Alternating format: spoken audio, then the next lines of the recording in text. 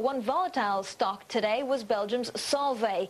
It had initially jumped on news that Abbott Labs is buying its drug arm, but those gains didn't last. With more on the deal now, let's get over to Chris Burns in Brussels. And Chris just spoke with Solvay's CEO. Chris, what did he have to say? You've been taking lessons from Schultz. Well, Francine, this $7 billion deal lets Solvay shop for some other sector other than pharmaceuticals.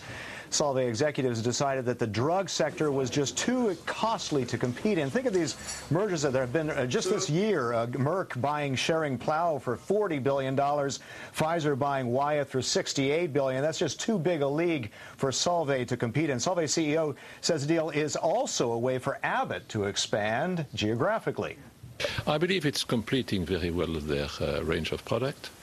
I believe it's giving them also a good access to emerging countries, and you know that was really one of the strong points we have developed over the last year, so I believe it's a win-win situation. At this time, it is a sealed deal, and we are very happy that it is.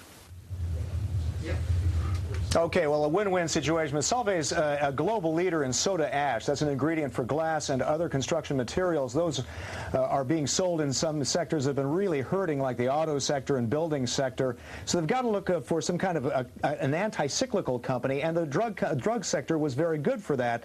In fact, during the press conference, he got a lot of the CEO got a lot of fire for that.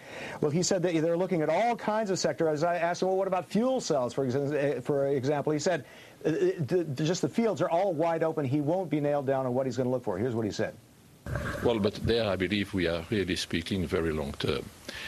You know that in our new business development we are working on that, but I would say we won't spend 5.2 billion in the fuel cells in the coming years, I can tell you.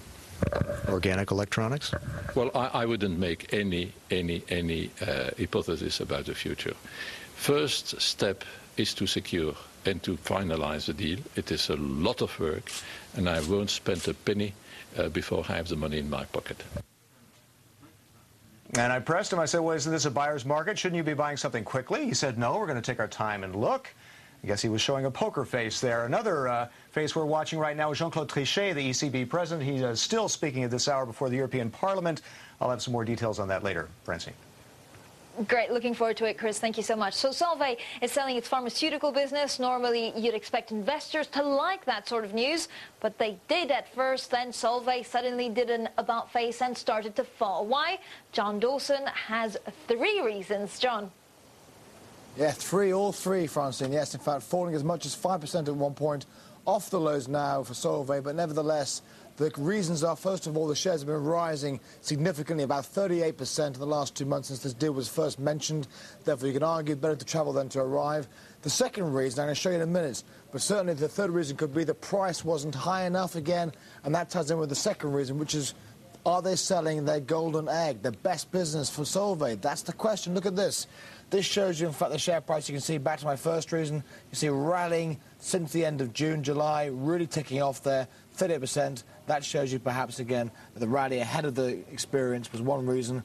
But this chart shows you, again, I'm going to show you what it means. The green is the pharmaceutical business net margin. You can see the profits have been quite strong on the EBIT, or earnings before interest and tax margin. The red is, in fact, Solvay since 2004, and white is Solvay without the pharmaceutical business. Therefore, the question is asked, you can see this, chemicals and plastics. Blue is plastics, yellow is chemicals. Look how bad the profits are in the last year compared to pharmaceuticals. So the question you can ask as an investor is, if they're selling the best business, the rest they've got left isn't doing so well, what next? That's the concern. John, thank you so much for all of that.